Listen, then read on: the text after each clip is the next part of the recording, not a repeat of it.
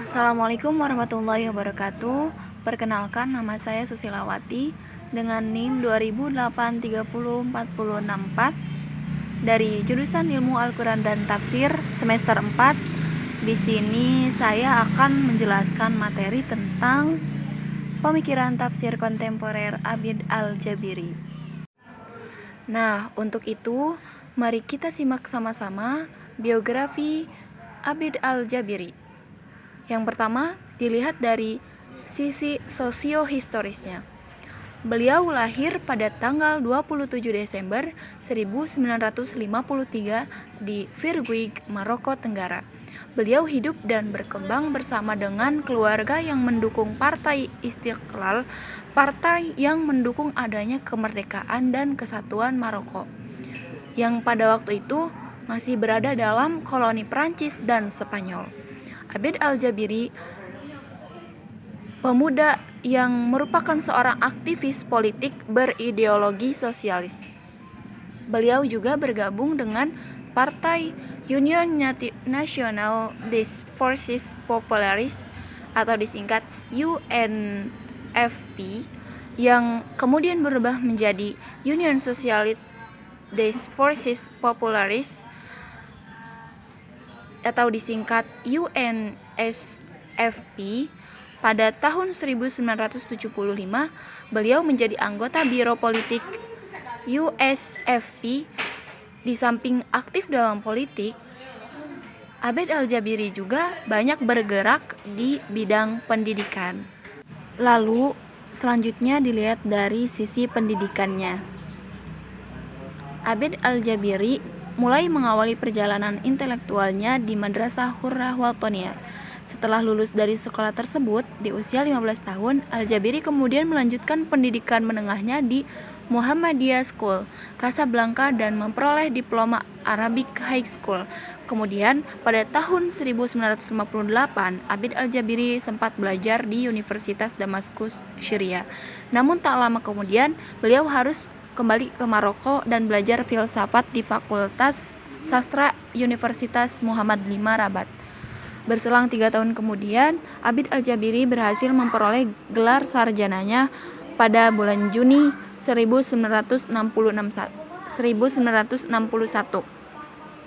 Lalu pada tahun 1967, Al-Jabiri mampu menyelesaikan studi pasca sarjananya dan memperoleh gelar master dengan tesis yang berjudul Falsafah Tarikh Inda Ibnu Khaldun atau Filsafat Sejarah Ibnu Khaldun. Tidak berhenti di situ, pada tahun 1970 Abid Al-Jabiri juga berhasil menyelesaikan studi doktoralnya dalam bidang filsafat dengan disertai yang berjudul Al-Ashabiyah wa Ad-Daulah Ma'alim Nazariyah Khalduniyah fi At-Tarikh Al-Islami atau Fanatisme dan Negara, elemen-elemen teoritis Khaldunian dalam sejarah Islam. Puncaknya, pada Oktober tahun 1971, Abid Al-Jabiri mendapatkan gelar profesor di bidang filsafat dan pemikiran Islam setelah sebelumnya telah menjadi asisten profesor semenjak tahun 1967. Lalu pada tahun 1964 sampai 1967, Al-Jabiri mengajar filsafat di Moulay Aballah High School. Pada tahun-tahun ketika mengajar di sekolah tersebut, Abid Al-Jabiri bersama rekannya yaitu Mustafa Al-Umari dan Ahmed Stati menulis 2 modul buku mengenai pemikiran Islam dan filsafat yang menjadi acuan kurikulum hingga awal 1970-an. 2 buku tersebut berjudul Durus fi Al-Safah Litulab Al-Bakarulia dan Al-Fiqh Al-Islami Litulab Al-Bakaluria. Setelah mengajar di tempat tersebut pada tahun 1970, Abid Al-Jabiri menjadi dosen di Universitas Muhammad V Rabat. Sejak muda, Al-Jabiri dikenal sebagai seorang aktivis politik yang berideologi sosialis. Keaktifannya di bidang politik tersebut mengakibatkan ia bergabung ke Partai Union National des Forces Populaires atau yang disingkat UNFP, yang kemudian berganti nama menjadi Union Socialiste des Forces Populaires atau disingkat USFP. FP. Kemudian, namun pada tahun 1981, Al-Jabiri mulai meninggalkan semua aktivitas politiknya untuk berfokus dalam kegiatan akademik dan menulis buku. Lalu selanjutnya kita akan mengetahui beberapa karya-karya yang dihasilkan oleh Abid Al-Jabiri. Di antaranya yaitu Takwin Al-Aql, Bunyah Al-Aql Al-Arabi, Al-Aql Al-Syasi Al-Arabi, Al-Aql Al-Akhlaqi Al-Arabi, yang tergabung dalam Naqd Al-Aql Al-Arabi atau dikenal dengan Kritik Nalar Arab, dan masih banyak karya yang lainnya. Karir intelektualnya sebagai penulis dimulai sejak dasawarsa sebelum ia menggulirkan mega proyeknya tersebut.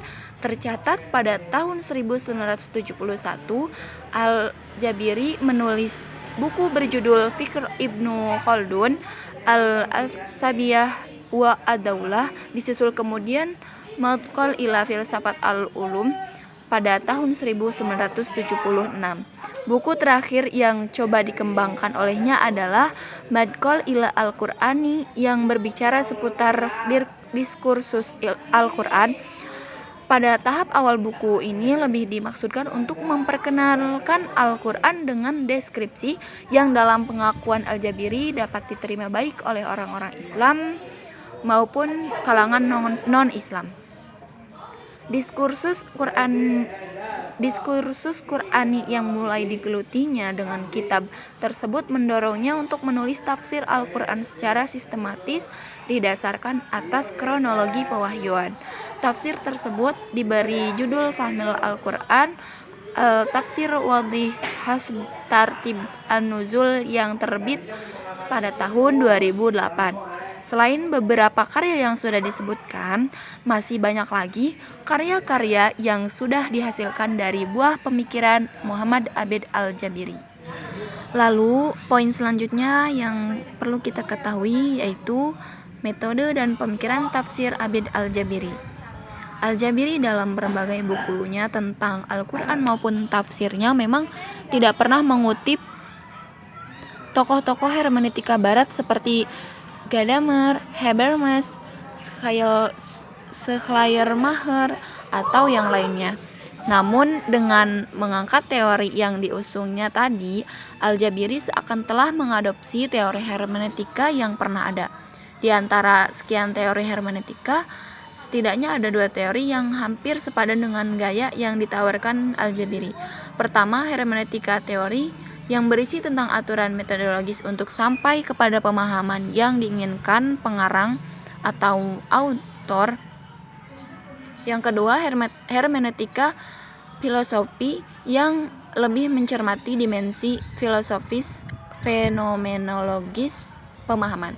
Perbedaan keduanya adalah jika hermeneutika teoritis memusatkan perhatian kepada bagaimana memperoleh makna yang tepat dari teks atau suatu yang dipandang tepat sebagai teks, maka hermeneutika filosofis melangkah lebih jauh dengan menggali asumsi-asumsi epistemologis dari penafsiran dan melangkah lebih jauh ke dalam aspek historis, tidak hanya dalam dunia teks tetapi juga dunia pengarang dan juga dunia pembacanya.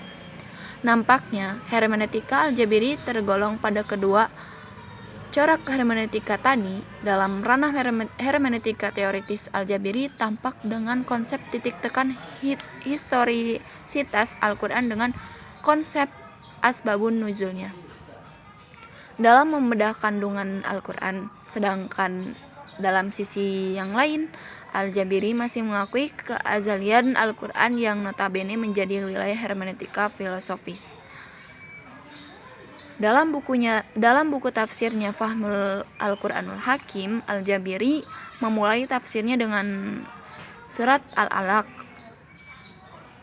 Langkah ini sesuai dengan konsep yang diusungnya dalam memahami teks Al-Quran sesuai asbabun nuzul. Di mana contoh penafsiran yang akan kita bahas ini, contoh penafsiran pada Quran surat Al-Alaq ayat 1-5.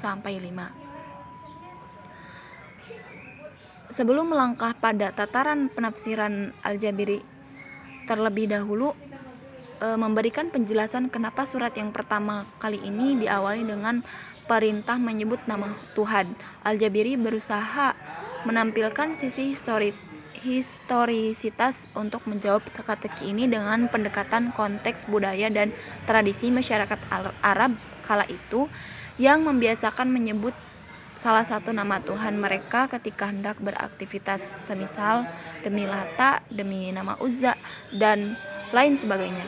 Pada tataran ini, Al-Jabiri berhasil mengaplikasikan teorinya Ja'lu Al-Qur'an mu'asiron lahu dengan membedah teka-teki dengan analisa konteks saat turun. Al-Jabiri pun menyitir sebuah hadis peristiwa perjanjian Hudaybiyah kala Nabi memerintahkan Ali bin Abi Thalib untuk menuliskan isi perjanjiannya. Kemudian melangkah pada kandungan arti, Al-Jabiri menguraikan bahwa kandungan 5 ayat surat Al-Alaq ini menetapkan akidah Islam dengan bertumpu pada perenungan 2 dasar, yaitu khalaqa dan alama, menciptakan dan mengajar. Kemudian mengaitkannya pada satu objek, yaitu manusia yang dikehendaki di sini adalah Nabi Muhammad SAW. Setelah itu mengaitkannya lagi dengan aktivitas sehari-hari yang dipahami dari Quran surat Al-Alaq ayat 4 sampai 5, yang berarti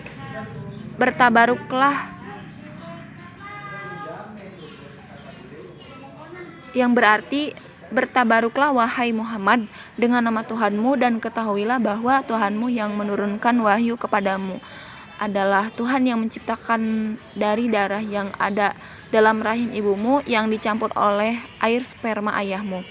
Ketahuilah juga bahwa Dia sendirilah yang mengajarkan dengan perantara kalam dan mengajarkan kepadamu hal-hal yang belum kamu ketahui. Kemudian Al-Jabiri lebih dalam mengurai hubungan antara penciptaan dari segumpal darah dengan mengajarkan dan dengan kalam.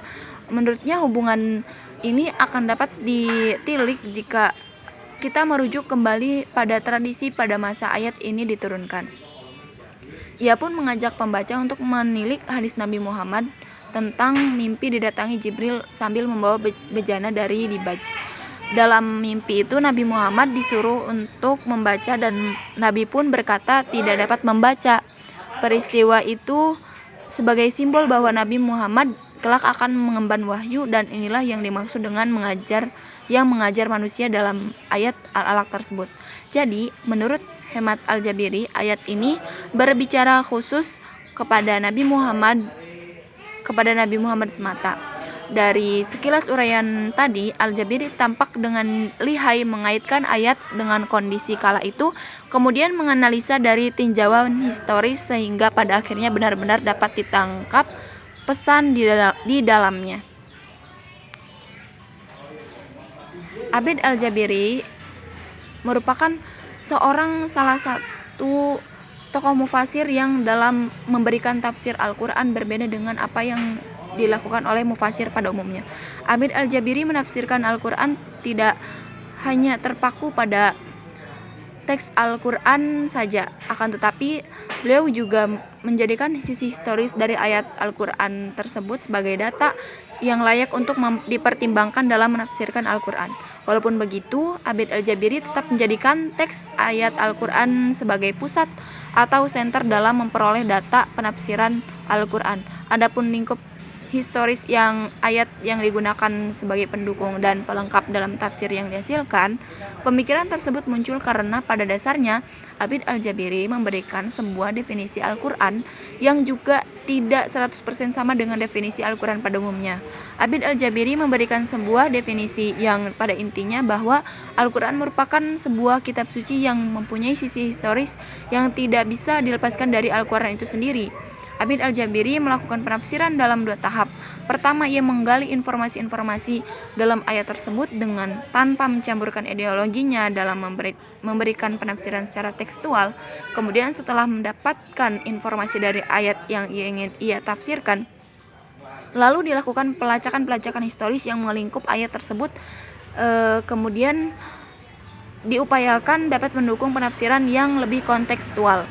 Model tersebut diistilahkan dengan mu'asyiron linafsih dan mu'asyiron lana.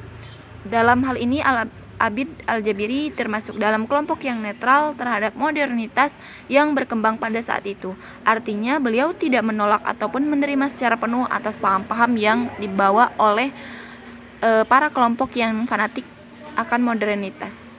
Mungkin sekian penjelasan dari apa yang dapat saya sampaikan mengenai materi tentang Abid Al-Jabiri. Semoga bermanfaat. Atas segala kekurangannya saya mohon maaf. Wassalamualaikum warahmatullahi wabarakatuh.